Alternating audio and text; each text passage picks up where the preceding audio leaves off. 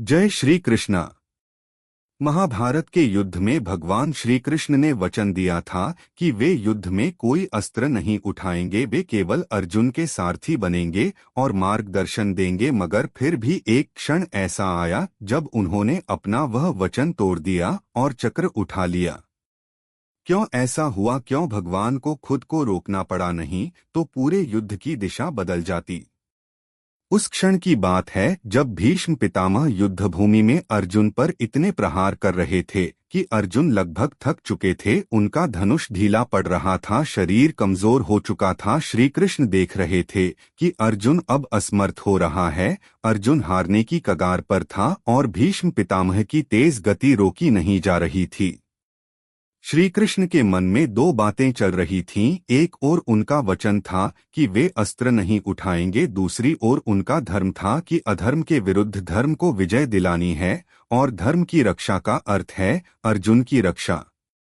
इसी द्वंद्व में श्री कृष्ण ने अपना सुदर्शन चक्र उठा लिया और भीष्म पितामह की ओर बढ़ चले। उस समय उनके नेत्र क्रोध और करुणा से भर चुके थे, उनका चेहरा तेज से दमक रहा था। भीष्म पितामह ने वह दृश्य देखा तो उन्होंने अपने हाथ जोड़ लिए और मुस्कुराकर कहा, प्रभु आप आए हैं, मेरी मृत्यु के लिए मैं धन्य हो गया। श्री कृष्ण रुक गए। उनके हाथ में चक्र था लेकिन उनका हृदय प्रेम से भर गया। वे जानते थे कि भीष्म धर्म के प्रतीक हैं, लेकिन अर्जुन के प्रति उनका प्रेम और धर्म के प्रति उनकी निष्ठा ने उन्हें एक क्षण के लिए वचन भंग करने को विवश कर दिया। उस क्षण श्री कृष्ण ने हमें एक बहुत बड़ा संदेश दिया।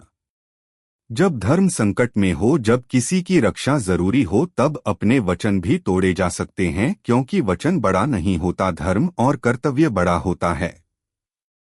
यह केवल एक कथा नहीं, यह जीवन का वह सत्य है जो हमें सिखाता है कि समय आने पर हम अपने नियम भी त्याग सकते हैं, लेकिन सत्य का साथ नहीं छोड़ सकते। श्री कृष्ण का वह चक्र न सिर्फ भीष्म की ओर उठा था, बल्कि यह घोषणा थी कि जब जब धर्म पर संकट आएगा तब तब भगवान स्वयं नियमों से ऊपर उठकर सृष्टि की रक्षा करेंगे।